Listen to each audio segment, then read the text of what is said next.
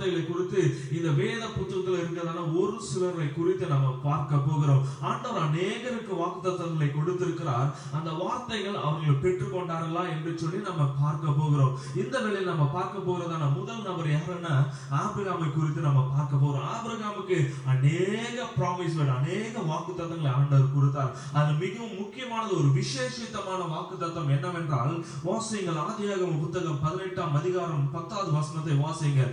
ஆதியாகமம் 18ஆம் அதிகாரம் 10வது வசனத்துல, அப்பொழுது அவர் ஒரு உற்பவ கால திட்டத்தில் நிச்சயமாய் உன்னிடத்தில் திரும்ப வருவேன். அப்பொழுது உன் மனைவியாக சாராளுக்கு ஒரு குமாரன் இருப்பான் என்றார். சாராள் அவருக்கு பின்புறமாய் கூடார வாசலில். ஆமென். அங்க பார்க்கும்போது ஆண்டவர் என்ன பண்றாருன்னா ஆபிரகாமுக்கு ஒரு வாக்குத்தத்தத்தை கொடுக்கிறார். என்ன கொடுக்கிறாருன்னா, உற்பத்தி கால திட்டத்துல நிச்சயமாய் உன்னத்தில் நான் திரும்ப வருவேன். அப்பொழுது உன் மனைவியாக சாராள் என்ன பண்ணிருப்பாள்னா ஒரு குழந்தையை அவளுக்கு வைத்திருப்பாள் என்று சொல்லி ஆண்டவர் சொல்றார். ஹல்லேலூயா. இது ஒரு ஆசீர்வாதமான ஒரு வார்த்தை ஆபிரகாமுக்கு கொடுக்கிறார், அவருடைய குடும்பத்துக்கு கொடுக்கிறார். ஆனால் இந்த சூழ்நிலையை பார்க்கும்போது ஆபிரகாம் எப்படி இருக்கிறார்கள் என்றால், அவர்கள் வயதடைந்தவர்களாய் வயது முதிர்ந்தவர்களாய் காணப்படுகிறார்கள். அதை கேட்ட உடனே சாராள் என்ன பண்றா, நகைக்கிறாள். இது எப்படி முடியும்? How it is possible? நாங்கள் இருவருமே முதிர் வயதவர்களாய் இருக்கிறோம். அதான் அவர் சொல்றாரு. தொடர்ந்து வாசியுங்கள். ஆபிரகாமும் சாராளும் வயது சென்று முதிர்ந்தவர்களாய் இருந்தார்கள். ஸ்திரீகளுக்குள்ள வழிபாடு சாராளுக்கு நின்று போயிற்று. ஆகையால் சாராள் தன் உள்ளத்திலே நகைத்து நான் கிழவியும் என் ஆண்டவர் முதிர்ந்த வயதுள்ளவருமாய் இருக்கிறார் என்று எனக்கு இன்பம் உண்டாயிருக்குமோ என்றார். ஆமென். ஹல்லேலூயா. சாராளுக்குள்ளாய் தோன்றின காரியம் என்னன்னா, நான் கிழவியா இருக்கிறேன், என் ஆண்டவர் முதிர் வயதுள்ளவராய் இருக்க, எப்படி இது நடக்கும் என்று சொல்லி அவர் நகைக்கிறவர்களாய் காணப்பட்டார். ஆனால் ஆண்டவர் மீண்டும் அவருக்கு சொல்றாங்க. என்ன சொல்றாங்க? 14வது வசனத்துல சொல்லப்பட்டிருக்கிறது, கர்த்தரால் ஆகாத காரியம் ஒன்று உண்டோ? உற்பவ கால திட்டத்தில் உன்னிடத்திற்கு திரும்ப வருவேன். அப்பொழுது சாராளுக்கு ஒரு குமாரன் இருப்பான் என்றார். ஆமென். சாராளுக்கு ஒரு குமாரன் இருப்பான் என்று சொல்றார். ஹல்லேலூயா.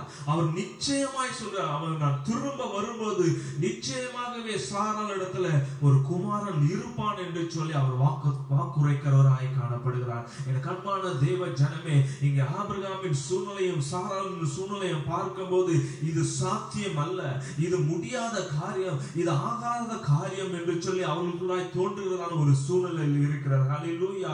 ஆனால் ஆண்டவர் சொல்றார், நிச்சயமாகவே நான் உனக்கு ஒரு குமாரனை கொடுப்பேன் என்று சொல்றார். ஹல்லேலூயா.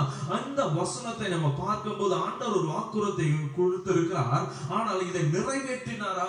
இந்த வாக்குத்தத்த வசனம், இந்த ஆசீர்வாதமான வசனம் அவனுடைய வாழ்க்கையை நிறைவேற்றினாரா என்று கேட்கும்போது அது நிறைவேறியது. இது எல்லாருக்கும் நமக்கு தெரிந்த விஷயமா இருக்கிறது. ஆதியாகமம் 21வது அதிகாரத்துல முதல் வசனத்தை வாசிக்கும் போது, ஆதியாகமம் 21, கர்த்தர் தாம் சொல்லி இருந்தபடி சாராளின் பேரில் கடாட்சமானார். ஹல்லேலூயா. அங்க வார்த்தையை நன்றாய் கவனிக்க வேண்டும். கர்த்தர் தாம் சொன்னபடி, ஹல்லேலூயா, கர்த்தர் தாம் கொடுத்த வாக்குத்தத்த வசனத்தின்படி, கர்த்தர் தாம் கொடுத்த அந்த ப்ராமிஸ் வேர்டின்படி, கர்த்தர் ஆபிரகாமுக்கு செய்ய நான் செய்வேன் என்று சொன்ன வார்த்தையின்படி அவள் மேல் கடாட்சித்தார். ஹல்லேலூயா. 2வது வசனம் சொல்லப்பட்டிருக்கிறது, ஆபிரகாம் முதிர் வயதால் இருக்கையில் சாராள் கர்ப்பவதியாகி தேவன் குறித்திருந்த காலத்திலே அவளுக்கு ஒரு குமாரனை பெற்றார். ஹல்லேலூயா. எத்தனை ஒரு அதிசயம் பாருங்க. ஹல்லேலூயா. கர்த்தர் தான் சொன்னபடியே, கர்த்தர் தான் வாக்குரைத்தபடியே, கர்த்தர் என்ன வார்த்தையை சொன்னாரோ அதன்படி ஆபிரகாமுக்கு ஆண்டவர் ஒரு சந்ததியை உண்டு பண்ணினார். ஹல்லேலூயா. இதுதாங்க ஆண்டவருக்கு எடுக்கிறதான வார்த்தையை அவர் நிறைவேற்றுகிறவராய் இருக்கிறார். அங்கே பார்க்கும்போது சாராளின் நிலைமையும் ஆபிரகாமின் நிலைமையும் இது வாய்ப்பே இல்லை என்ற ஒரு நிலைமையில தான் இருந்தாங்க.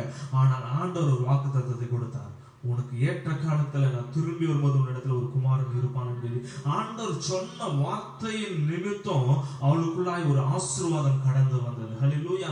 என் அன்பான தேவ ஜனமே, இந்த காலை வேளையில தேவனுடைய வார்த்தையை கேட்டுக்கொண்டு இருக்கிற உங்களுக்கு ஆண்டவர் சொல்றாரு, ஆண்டவர் இந்த வருடத்தின் துவக்கத்தில் உங்களுக்கு அநேக வாக்குத்தத்தங்களை கொடுத்திருப்பார், அநேக ஜெபத்தின் மூலம் உங்களோட பேசியிருப்பார், தீர்க்க தரிசனமாய் பேசியிருப்பார், சொப்பனத்தின் மூலமாய் பேசியிருப்பார்.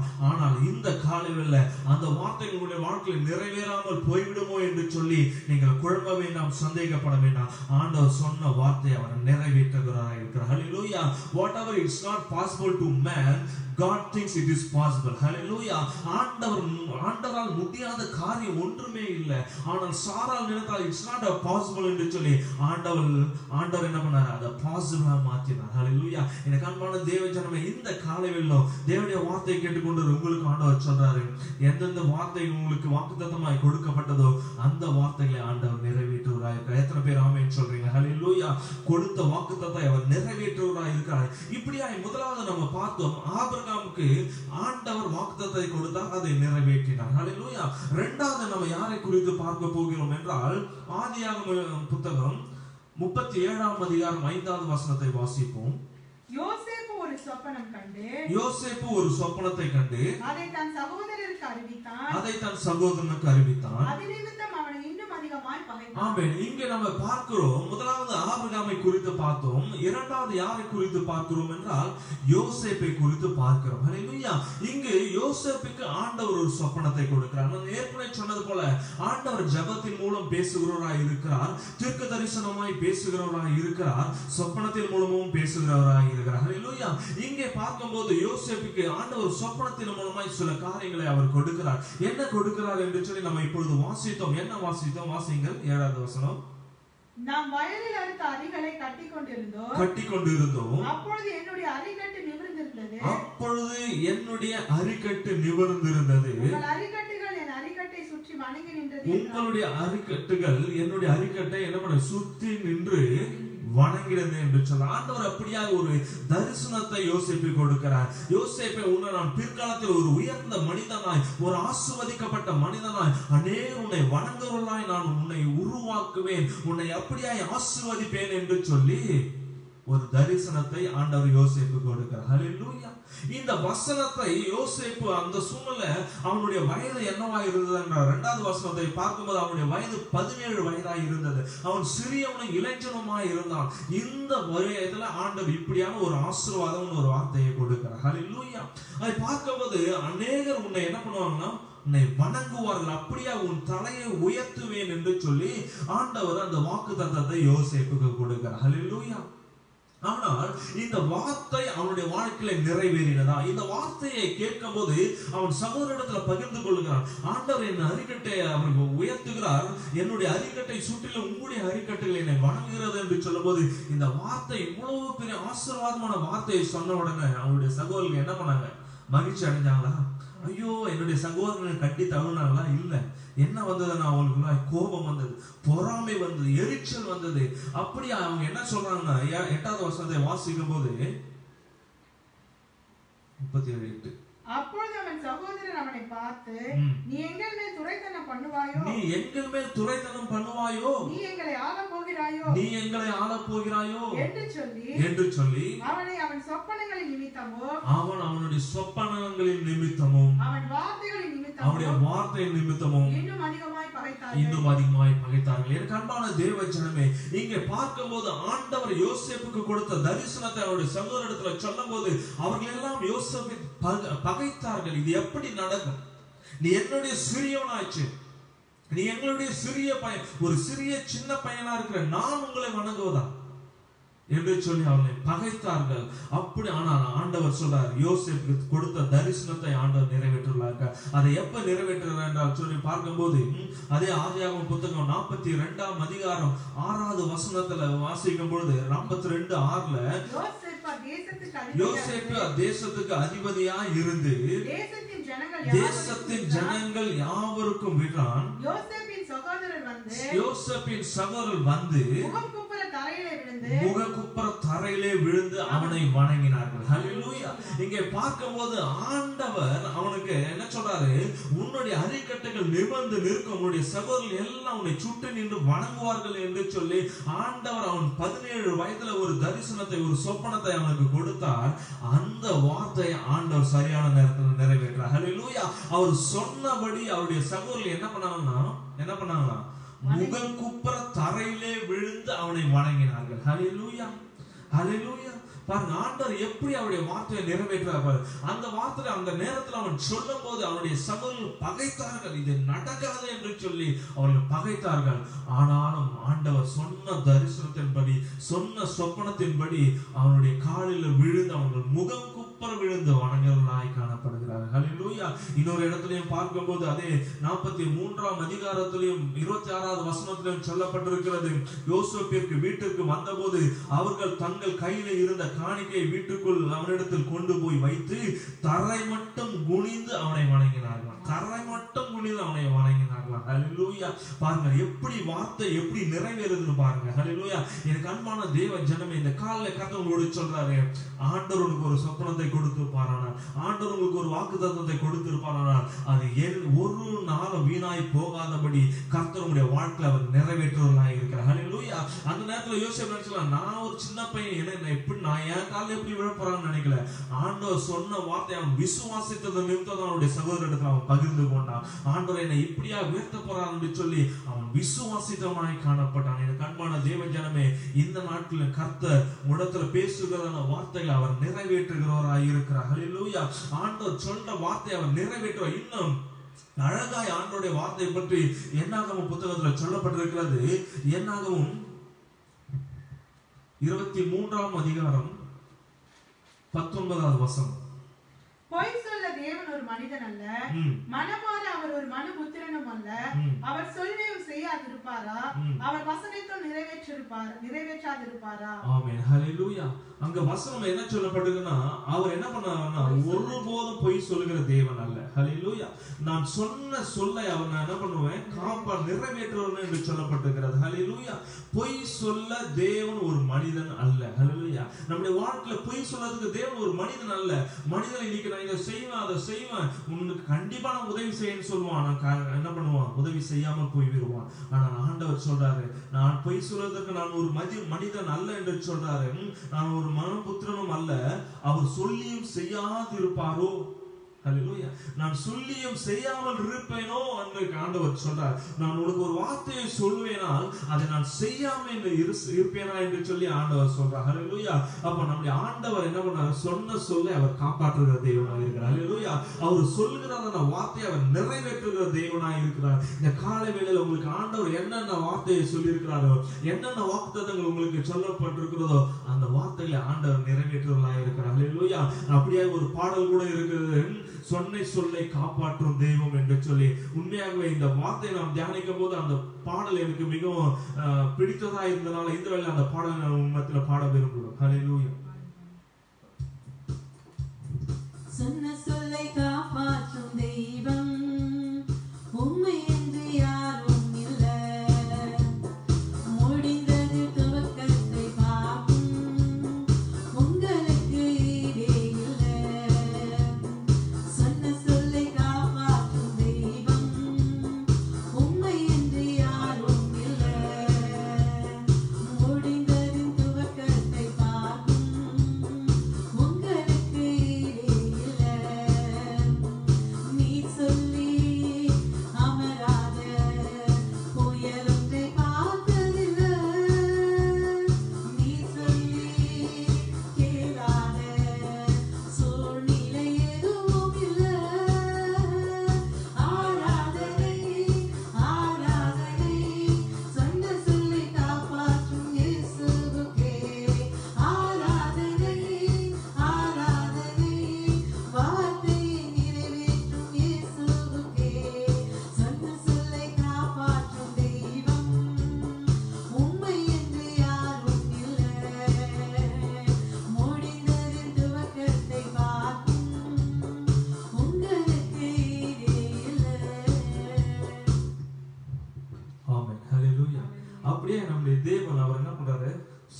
சொல்ல அவர் காப்பாற்றுகிற தேவனாய் இருக்கிறார். ஹல்லேலூயா. எனக்கு அன்பான தேவ ஜனம், இந்த காலையில கர்த்தர் உங்களோடு கூட பேசிக் கொண்டு இருக்கிறார். அவர் சொல்ற காரியம் என்னன்னா, நான் உனக்கு சொல்ற வார்த்தையை நான் நிறைவேற்றுவேன், உங்களுக்கு கொடுத்த வாக்குத்தத்த வசனங்களை நான் நிறைவேற்றுவேன் என்று சொல்லி கர்த்தர் இந்த காலையில உங்களோடு கூட பேசிக் கொண்டு இருக்கிறார். ஹல்லேலூயா. இங்கே பார்க்கும்போது இங்கே யோசேப்புக்கும் ஆபிரகாமுக்கும் ஆண்டவர் ஒரு ஆசீர்வாதமான ஒரு வார்த்தையை, ஒரு வாக்குத்தத்தத்தை கட்டளையிடுகிறார், அதை நிறைவேற்றுவதாய் காணப்படுகிறார். இப்பொழுது நம்ம அடுத்ததாய் பார்க்கும்போது ஆண்டவர் சில வேளையில சில சூழ்நிலைகளை நம்ம பேசுகிறவராய் இருக்கிறார். சில இக்கட்டான சூழ்நிலை இருக்கும்போது ஆண்டவர் அந்த சூழ்நிலை நம்மளோட பேசுகிறவராய் இருக்கிறார். ஹல்லேலூயா.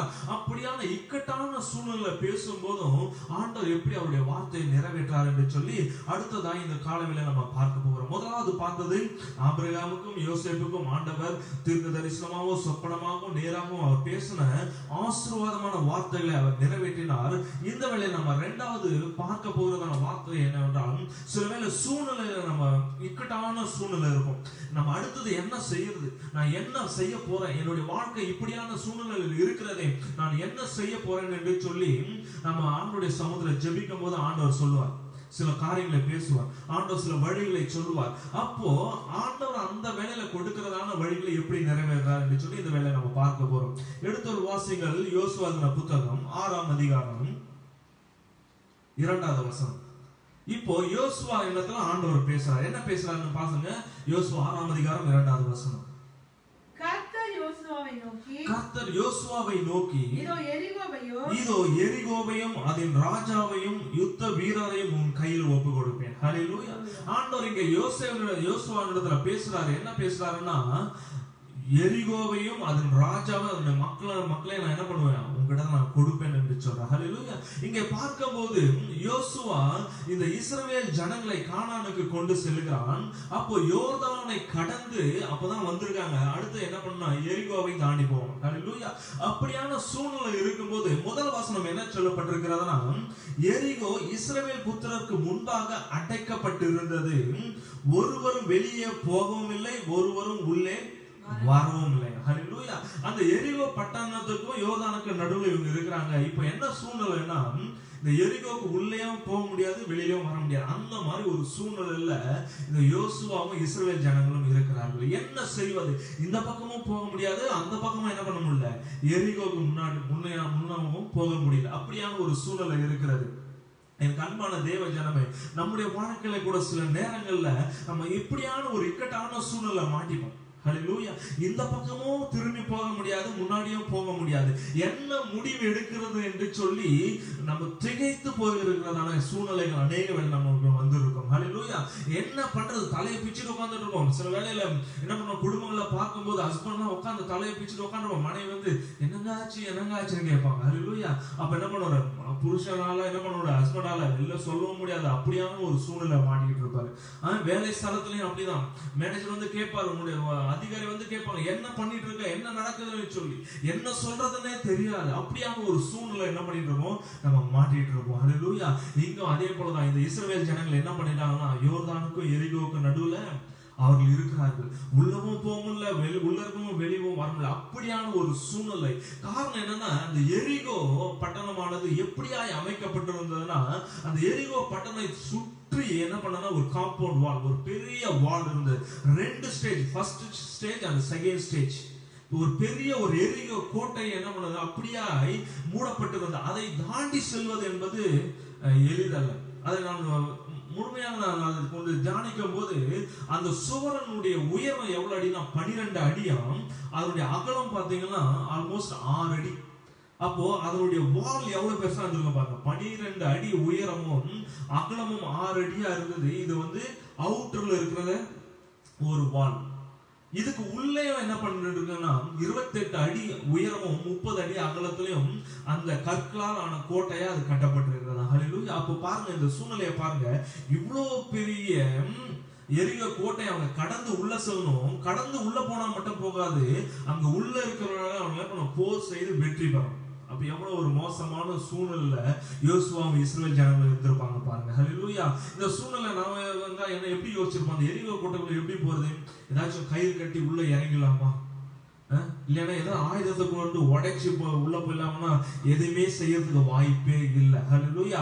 இந்த சூழ்நிலை தான் என்ன பண்றாரு, தேவன் பேசுகிறார் யோசுவாவிடத்துல பேசுறார். யோசுவா நீ கவலை கொள்ள வேண்டாம், எரிகோ பட்டணத்தையும் ராஜாவிடத்தில் நான் உன்கிட்ட ஒப்பு கொடுக்கிறேன் என்று சொல்றாங்க. ஹல்லேலூயா. ஆனா நீ என்ன செய்ய வேண்டும் என்றால், அதை தொடர்ந்து வாசிக்கும் போது 6வது அதிகாரம் 3, 4, 5வது வசனத்தை வாசிக்கும் போது நீ என்ன பண்ண, இந்த எரிகோ பட்டணத்தை 7 நாள் சுற்றி வர வேண்டும். ஹல்லேலூயா. அந்த 7வது நாள்ல நீ சுற்றி வரும்போது என்ன பண்ணணும்னா, 5வது வசனம் சொல்லப்பட்டிருக்கிறது, அவர்கள் அந்த கொம்புகளினால் நெடுந்தொனி எழும் பொழுதோ நீங்கள் எக்கால சத்தத்தை கேட்கும் போதும் ஜனங்கள் எல்லாரும் மகா ஆரவாரத்தோடு ஆர்ப்பரிக்கும் போது அப்பொழுது பட்டணத்தின் அலங்கம் இடிந்து விழும். உடனே ஜனங்கள் அவரவர் தங்களுக்கு நேராக. ஆண்டவர் பாருங்க, பெருசா நம்ம யோசிச்சிருப்போம், இவ்வளவு பெரிய எரிகவை நம்ம உடைச்சு தாண்டி போனோம்னா என்னென்ன செய்யணும்னு சொல்லி யோசிப்போம். ஆனா ஆண்டவர் என்ன சொல்றாரு, சிம்பிளா தான் சொல்றாரு, நீ ஒரு 7 முறை சுத்தி வா, நீ என்ன பண்ண, எக்காலம் துணிக்கும் போது நீங்க ஆர்ப்பரிங்கன்னு தான் சொல்றாரு. ஹல்லேலூயா. ஒரு எளிமையானதா ஒரு காரியத்தை தான் சொல்றாரு.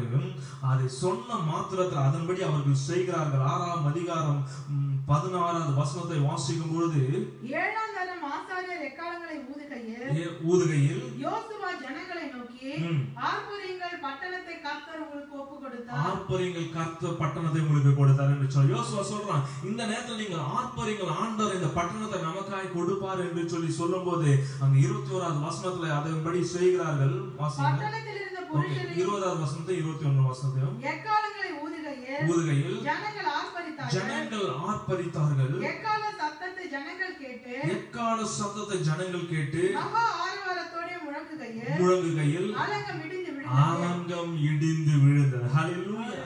ஹல்லேலூயா. ஆண்டவர் சொன்ன வார்த்தையின் பிரகாரம் அவர்கள் செய்தார்கள். நீ கவலைப்பட தேவையில்லை, நீ எதுவுமே செய்ய வேண்டாம். நீ 7 முறை சுற்றி வந்து நீங்கள் அந்த எக்காலம் ஊதுமையில் நீங்கள் ஆர்ப்பரிங்கள் மட்டும்தான் சொன்னாரு. அவங்க சொன்னபடி அவர்கள் செய்த நிமித்தம் அந்த எரிகோ கோட்டை என்ன பண்ணது, அந்த அலங்கம் இடிந்து விழுந்தது. ஹல்லேலூயா. பட்டணத்தில் இருந்த புருஷர்களையும் ஸ்திரீகளையும் வாலிபர்களையும் ஆடு மாடுகளையும் கழுதைகளையும் சகலத்தையும் என்ன பண்ணுங்க, பட்டையை கருக்கினால் சங்காரம் பண்ணி அதை அவர்கள் என்ன பண்ணாங்க, ஜெயமாய் எடுத்துக்கொண்டார்கள். ஹல்லேலூயா. எனக்கு அன்பான தேவஜனம், இந்த காலங்களில் கர்த்தரோடு சொல்றாரு, நீங்கள் ஒரு இறுக்கமான சூழ்நிலை, ஒரு மோசமான சூழ்நிலை இருக்கும்போது இதிலிருந்து நம்ம எப்படி தப்பித்துக் கொள்வது, இதிலிருந்து நம்ம எப்படி மீண்டு வருவது என்று சொல்லி அநேக வேளை ஆண்டவருடைய சமூகத்தில் ஜெபிக்கும் போது ஆண்டவர் சில சொல்யூஷன் உங்களுக்கு கொடுப்பார். ஆண்டவர் சில காரியங்களுக்கு சொல்லுவாரு, ஐயோ ஆண்டவரே இது எப்படி, ஆண்டவரே இதை வச்சு நான் எப்படி ஆண்டவரை வெளில வர முடியும். இங்க பார்க்கும்போது எரிகோவை அந்த கோட்டையை உடைக்கிறதுக்கு ஆண்டவர் என்ன சொல்றாருன்னா, ஆர்ப்பரிங்கள் தான் சொல்றாரு. ஹல்லேலூயா. எக்காலங்கள் ஊதுகையில் ஆர்ப்பரிங்கள் என்று சொல்றாரு. இப்ப நம்மளா தான் கேள்வி விடுவோம், ஆண்டவரே ஆர்ப்பரிச்சா எப்படி ஆண்டவரே இது உடையும், ஆர்ப்பரிச்சா எப்படி ஆண்டவர் இவ்வளோ பெரிய அலங்கம் இடிந்து விழும்னு சொல்லி நம்ம கேள்வி கேட்போம். நம்முடைய வாழ்க்கையில அதே போலதான் ஆண்டவர் சில சூழ்நிலையில் வரும்போது நம்ம ஜெபிக்கும் போது சில காரியங்களை சொல்லுவாரு. ஆனா நம்ம என்ன நினைப்போம், ஆண்டவர் இது செஞ்சா எப்படி ஆண்டவர் இந்த சூழ்நிலை இருந்து வெளியே வர முடியும். ஹல்லேலூயா. சில நேரங்கள்ல நமக்கு ஒரு பிரச்சனைகள் வரும், சில காரியங்கள் வரும். ஹல்லேலூயா. அப்போ நம்ம என்ன பண்ணுவோம், பாஸ்டர்ஸ் வந்து ஃபோன் பண்ணி பேசுவோம், பாஸ்டர் எங்க குடும்பத்துல அந்த மாதிரி இருக்கு, என்னுடைய வேலையில இந்த மாதிரி இருக்கு, என்னுடைய சூழ்நிலை இந்த மாதிரி இருக்கு அப்படின்னு சொல்றாரு. அப்ப பாஸ்டர் என்ன பண்ணுவாருன்னா ஒரே ஒரு வார்த்தை சொல்றாரு, நீங்கள் முழங்கால் படிட்டு ஜெபிங்க. ஹல்லேலூயா. நீங்கள் முழங்கால் படிட்டு ஆண்டவர் சமத்துல ஜெபிங்க, ஆண்டவர் வழியை உண்டு பண்ணுவார் அப்படின்னு சொல்றாரு. அப்ப சொல்லும்போது நம்ம என்ன பண்ணுவோம், இந்த பாஸ்டர் வேலையே இல்லை, என்ன பண்ற, நான் என்ன விஷயத்த சொல்லிட்டு இருக்கேன், நான் எவ்வளவு ஒரு சீரியஸான ஒரு விஷயத்த சொல்லிட்டு இருக்கேன், இவர் என்ன பண்ண சொல்றாரு, ஜெபிக்க சொல்றாருன்னு சொல்லுவாங்க. ஹல்லேலூயா. அப்போ இந்த காரியம் நம்முடைய பார்வைக்கு அற்பமாய் காணப்படுகிறது. அப்போ இவங்களுக்கும் எப்படி இருந்திருக்குன்னா, இவ்வளவு பெரிய எரிகோ கோட்டையை உடைக்கிறதுக்கு என்ன பண்ணுங்க, நீங்க எக்காலம் ஊதுங்க ஆர்ப்பரிங்கன்னு சொன்னா அது எப்படி இருக்கும், அற்பமாய் ஒருவேளை காணப்பட்டிருக்கலாம். ஹல்லேலூயா. ஆனால் ஆண்டவர் சொன்ன வார்த்தை அவர் நிறைவேற்றுகிறவராய் இருக்கிறார். ஹல்லேலூயா. அவர் என்ன வார்த்தையை சொன்னாரு, 6ஆம் அதிகாரம் 2வது வசனத்துல என்ன சொன்னாரு, கர்த்தர் யோசுவாவை நோக்கி, இதோ எரிகோவையும் அதன் ராஜாவையும் யுத்த வீரரை உன் கையில் ஒப்பு கொடுத்தேன்னு சொல்றாரு. ஹல்லேலூயா. அவர் என்ன வார்த்தையை சொன்னாரோ அந்த வார்த்தையின்படி என்ன பண்ணாரு? 20வது வசனம் 21வது வசனத்தை வாசிக்கும் போது அவர் சொன்ன வார்த்தையை நிறைவேற்றுவதாக இருக்கிறார். ஹல்லேலூயா. என் அன்பான தேவஜனம், இந்த காலை வேளையில கர்த்தரோடு கூட பேசிக் கொண்டு இருக்கிறார். ஹல்லேலூயா. நீங்கள் சோர்ந்து போயிருக்கிறீர்களா? ஆண்டவரே, என்னுடைய வாழ்க்கையில நான் ஆசீர்வாதத்துக்காய் காத்திருக்கிறேன், இன்னும் என்னுடைய வாழ்க்கையில நிறைவேறவில்லை. நீங்க இந்த வருடத்தின் துவக்கத்துல எனக்கு வாக்குத்தத்தமாய் பேசினீர்களே, சொப்பனத்தின் மூலம் பேசினீர்களே, தீர்க்க தரிசனமாய் சொன்னீர்களே, என்னுடைய வாழ்க்கையில இன்னும் நிறைவேறவில்லையே என்று சொல்லி ஒருவேளை நீங்கள் துவண்டு போயிருக்கலாம். கர்த்தர் இந்த காலவேளை உங்களோடு கூட பேசிக் கொண்டு இருக்கிறார். அவர் சொன்ன வார்த்தையை நிறைவேற்றுகிற தேவனாய் இருக்கிறார். ஹல்லேலூயா. அவர் சொல்லியும் செய்யாமல் இருப்பாரோ? அவர் சொல்லியும் செய்யாமல் இருப்பாரோ? எனக்கு அன்பான தேவ ஜனமே, கர்த்தர் சொல்ற வார்த்தையை அவர் ஒருபோதும் அவர் செய்யாமல் இருக்க மாட்டார். ஹல்லேலூயா. இங்கே பார்க்கும்போது எரிகோ கோட்டையை உடைக்க ஆண்டவர் என்ன வார்த்தையை சொன்னாரோ அந்த வார்த்தையின்படி ஆண்டவர் எரிகோ கோட்டையை உடைத்தார். ஹல்லேலூயா. எரிகோ கோட்டையை உடைக்க செய்தார். ஹல்லேலூயா. எனக்கு அன்பான தேவ ஜனம், இந்த காலையில் தேவனுடைய வார்த்தையை கேட்டுக்கொண்டு இருக்கிற உங்களுக்கு கர்த்தர் சொல்றாரு, எல்லா சூழ்நிலையும் நான் உன்னை கரம் பிடித்து நடத்துவேன், என் வார்த்தை கொண்டு நான் உனக்கு நடத்துவேன் என்று சொல்றார். ஹல்லேலூயா. அதான் யோவான் எழுதின புத்தகத்தில் சொல்லப்பட்டிருக்கிறது, நீங்கள் சத்தியத்தை மறைவீர்கள், சத்தியம் உங்களை விடுதலையாக்கும். ஹல்லேலூயா. ஆண்டவர் கொடுக்கிறதான வார்த்தை உங்களை விடுதலையாக்கும். ஆண்டவர் கொடுக்கிறதான வசனம் உங்களுடைய வாழ்க்கை, உங்களுடைய சூழ்நிலையிலிருந்து வெளிவர கர்த்தர் கிருபை செய்வார். அந்த வார்த்தையை பிடித்துக் கொள்ளுங்கள். ஹல்லேலூயா. அநேக நேரங்களில் நம்ம வார்த்தையை விட்டு வெளில வந்துடும். ஆண்டவருடைய வார்த்தை விட்டு வெளில வந்துடும். ஆண்டவருடைய வார்த்தைக்கு கீழ்ப்படியாமல் நம்ம சென்று விடுகிறவர்களாய் காணப்படுகிறோம். அதனாலதான் நம்முடைய வாழ்க்கையில் அநேக காரியங்கள்ல ஜெயம் இல்லை, அநேக ஆசீர்வாதங்கள் நம்ம பெற்றுக்கொள்ளாமல் இருக்கிறோம். ஹல்லேலூயா. ஆனால் இங்க ஆண்டவர் இந்த காலையில உங்களை பார்த்து சொல்றாரு, என்ன சொல்றாருன்னா, நீங்கள் என்னுடைய வார்த்தையை நீங்கள் பிடித்துக் கொள்ளுங்கள், நான் கொடுக்கிறதான வார்த்தையை பிடித்துக் கொள்ளுங்கள். இங்க யோசுவாக்கு என்ன வார்த்தை ஆண்டவர் கொடுத்தாரோ அந்த வார்த்தை அவர்கள் பிடித்துக் கொண்டார்கள். அந்த வார்த்தையின்படி அவர்கள் செய்த நிமித்தம் ஆண்டவர் அந்த இக்கட்டான சூழ்நிலையில் ஆண்டவர்களை விடுவித்து அவருக்கு ஒரு ஜெயத்தை கொடுத்தவர்களாய் காணப்படுகிறார். ஹல்லேலூயா. எனக்கு அன்பான தேவ ஜனமே, இந்த காலை வேளையிலும் இந்த நேரடி ஒளிபரப்பின் மூலம் இந்த தேவ வார்த்தையை நீங்கள் கேட்டுக்கொண்டு இருப்பீங்களானால் உங்கள் மனதில் ஆழமாய் வைத்துக் கொள்ள வேண்டிய காரியம் என்னவென்றால், ஆண்டவர் கொடுத்ததான வார்த்தை அவர் நிறைவேற்றுகிறவராய் இருக்கிறார். ஹல்லேலூயா. ஆண்டவர் உங்களுக்காய் கொடுத்த வாக்குத்தத்த வசனங்கள் அவர் ஒருபோதும் நிறைவேற்றாமல் போக மாட்டார். அதை பெற்றுக் கொள்வதற்கு நாம் விசுவாசம் உள்ளவர்களாய் நம்ம என்ன பண்ணோம்? ஜெபத்துல இருந்து நம்ம அதை பெற்றுக்கொள்ள வேண்டும். ஹல்லேலூயா. அதை தொடர்ந்து நம்ம இதோடு நான் இன்னும் ஒரு 2 சில வசனங்களை வாசித்து நான் முடிக்க விரும்புகிறேன். எபிரேயர் எழுதின புத்தகம் 10ஆம் அதிகாரம் 23வது வசனத்தை வாசிக்கும் பொழுது, நம்முடைய நம்பிக்கையை அறிக்கையிடுகிறதில் அசைவில்லாமல் உறுதியாய் இருக்க கடவோம். ஹல்லேலூயா. எடுத்துக்கிட்டீங்களா? எபிரேயர் எழுதின புத்தகம் 10ஆம் அதிகாரம் 23வது வசனம். எபிரேயர் 10:23. அங்க வாக்குத்தத்தம் பண்ணினவர் உண்மை உள்ளவராய் இருக்கிறார். ஹல்லேலூயா. வாக்குத்தத்தம் பண்ணினவர் என்ன பண்ணாரா? உண்மை உள்ளவராய் இருக்கிறார். ஹல்லேலூயா. அவர் வாக்குத்தத்தத்தை கொடுப்பாரானா அதை உண்மையாய் அதை நிறைவேற்றுவர்களாய் இருக்கிறார். ஆனா நாம என்ன செய்ய வேண்டும் என்றால், முன்பாக என்ன சொல்லப்பட்டு இருக்கிறன்னா, நம்முடைய நம்பிக்கையை அறிக்கையிடுதலில் அசைவில்லாமல் உறுதியாக இருக்க வேண்டும். ஹல்லேலூயா. நான் ஆண்டவர் சொல்றாரு, நான் ஒரு வாக்குத்தத்தத்தை கொடுப்பேன்னா அதை நான் நிறைவேற்றுவேன்னு சொல்றாரு. ஆனா நாம என்ன செய்ய வேண்டும் என்றால், அதான் சொல்லப்பட்டிருந்தது, நம்முடைய நம்பிக்கையை அறிக்கையிடுகிறதில் அசைவில்லாமல் இருக்கணுமா. ஹல்லேலூயா. நம்முடைய நம்பிக்கையை அறிக்கையிடுதல் நம்ம என்ன பண்ணக்கூடாது? உறுதியா இருக்கணும். எந்த சூழ்நிலை வந்தாலும் நம்ம என்ன பண்ணக்கூடாது? தோண்டு போயிடக்கூடாது. ஆண்டவர் எனக்கு செய்வார்னா செய்வார். ஆண்டவர் எனக்கு ஒரு வாக்குத்தத்தத்தை கொடுத்தார், அதை நிறைவேற்றுவார்னா நிறைவேற்றுவார். ஹல்லேலூயா. அப்படியான ஒரு அசைவில்லாத உறுதி, அசையவே கூடாது. அதுல இருந்து என்ன பண்ணக்கூடாது? தளர்ந்து போக கூடாது. நடக்காம போயிடுமோ, இந்த வாழ்க்கையில நிறைவேறாமல் போயிடுமோன்னு நம்ம என்ன பண்ணுவாங்க? நினைக்க கூடாது. அப்படியே உறுதியா இருக்கும் போது ஆண்டவர் அந்த வார்த்தையை அவர் நிறைவேற்றுவராக இருக்க. நம்ம துவக்கத்திலே சொன்னது போல, ரோமர் எழுதின புத்தகம் 4ஆம் அதிகாரம் 21வது வசனத்துல வாசித்தது போல, ஆண்டவர் நமக்கு ஒரு வார்த்தையை கொடுப்பாரானா அதை என்ன பண்றாரு? வாக்குத்தத்தம் பண்ணினதை நிறைவேற்ற வல்லவராய் இருக்கிறார் என்று முழு நிச்சயமாய் நம்பி, ஆமென், நிறைவேற்ற வல்லவராய் இருக்கிறார் என்று சொல்லி ஆபிரகாம் என்ன பண்ணாருன்னா, முழு நிச்சயமாய் அதை நம்பினார். முழு நிச்சயமாய், ஆண்டவர் எனக்கு, நான் வயதானவனதான் இருக்கிறேன், ஹல்லேலூயா. என்னுடைய வயது மிகவும் முதிர்ந்ததாய் இருக்கிறது. இந்த சூழ்நிலை எனக்கு எப்படி ஒரு மகன் எனக்கு வாரிசு எப்படி உண்டாகும் என்ற ஒரு சூழ்நிலை தான். ஆனாலும் என்ன பண்றானா, அவன் முழு நிச்சயமாய் ஆண்டவருடைய வார்த்தையை, ஆண்டவர் கொடுத்ததான வாக்குத்தத்த வசனத்தை அவன் என்ன பண்றானா, அவன் நிச்சயமாய் நம்பினானா. அதான் 18, 19, 20வது வசனத்துல அதை நம்ம பார்க்கிறோம். அவனுடைய சூழ்நிலை எப்படியா இருந்தது, ஆபிரகாமுடைய சூழ்நிலை, ஆபிரகாம் இந்த ஆசீர்வாதத்தை பெற்றுக்கொள்ளும் போது அவனுடைய சூழ்நிலை எப்படியா இருந்தது என்று சொல்லி அதே ரோமர் புத்தகத்துல 4ஆம் அதிகாரம் 18, 19, 20வது வசனங்கள்ல சொல்லப்படுற அவன் எந்த சூழ்நிலை இந்த ஆசீர்வாதத்தை பெற்றுக்கொண்டான் என்று சொல்லி அங்கே சொல்லப்படுற. இதை குறித்து நான் விரிவாய் நான் சொல்ல விரும்பல. ஆனா நாம என்ன செய்ய வேண்டும் என்றால், அதே 4ஆம் அதிகாரம் 22வது வசனம் 23வது வசனம் சொல்லப்பட்டிருக்கிறது.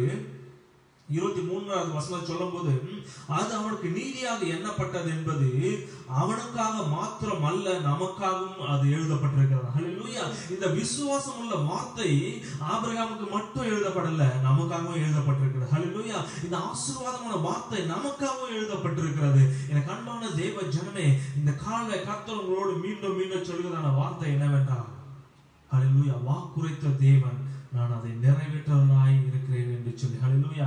எனக்கு அன்பான தேவ ஜனம், இந்த காலை வேளையிலும் கடைசியாக ஒரு வசனத்தை சொல்லி நான் முடிக்க விரும்புகிறேன். எபிரேயர் புத்தகம் 6ஆம் அதிகாரத்தில் சொல்லப்பட்டிருக்கிறது.